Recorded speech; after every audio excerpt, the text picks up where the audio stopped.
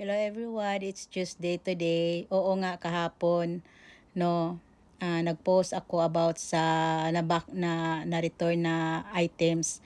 O nga, ito lang din ang gusto kong ipaalam no sa mga alam ko din naman itong si Pearl, hindi naman din to siya baguhan sa social media, pero sa nakikita natin sa mga komento niya ay talagang isa lang talaga masasabi ko sa iyo, Pearl. I don't know if you have no knowledge about online shopping, but wag mong ikumpara ang mga katulad ko na sideline business lang, no? Dali naman sigurong intindihin dahil hindi naman to kumpanya, at sa Amazon. Dahil kaming mga nag-small business dito ng mga kababayan ninyo na konti lang ang mga ginansya, puhunan, na naglaan kami dyan at pagod, no? Sana intindihin nyo rin na halos na parang iba kasing mga buyer, halos hingin na lang nila yung pagod at yung paninda ng isang seller, no? Maging ano tayo, maging patas sana tayo sa ating binibili at sa pabayaran natin. Dahil ako everyone, sa totoo lang, hindi naman ako magdamot.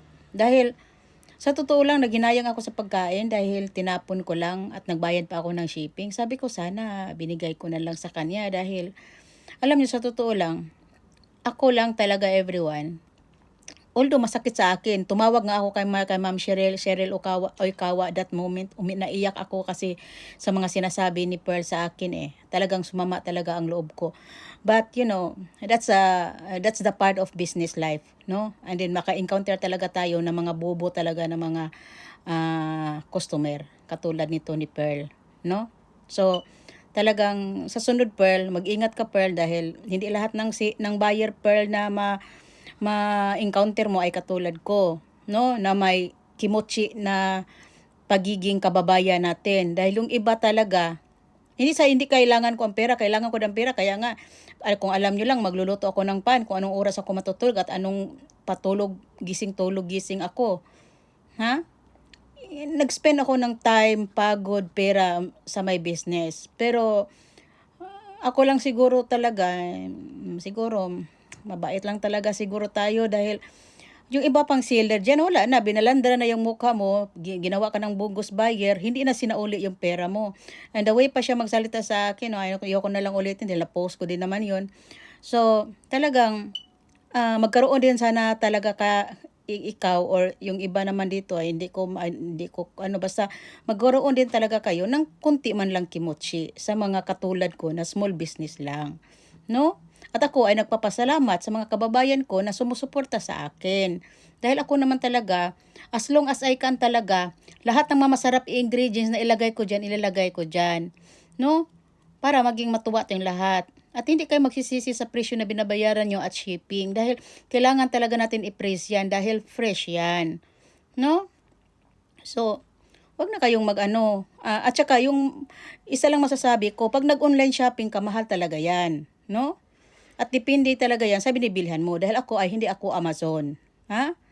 Pag ang mga kababayan ninyo na nag-small business lang dito, i-shoulder nyo yung shipping. Alangan naman, no? O-order ka ng sinanahakin, tapos ako pa mag-shipping sinakin, magnegosyo pa ako. Isipin mo nga yan? Oh, ganyan lang. O tagay ni sama. Parang, konting konsiderasyon lang ba? No? Yun lang. No? And then, that's the way you talk, the way you comment, the way you reply, it's very nonsense. You're so very arrogant, no?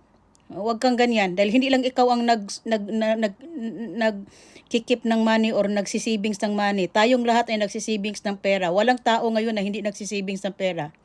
Don't be unfair. Yun lang talagang masasabi ko. At sa mga gusto mag-order ng langgonesa, enchilada, siopaw, at sa mga mahablangka at kung ano-ano pa, i-message nyo lang ako. As long as kaya kong gagawin natin yan. Okay? Maraming salamat everyone at mag-grocery na si Ate Red.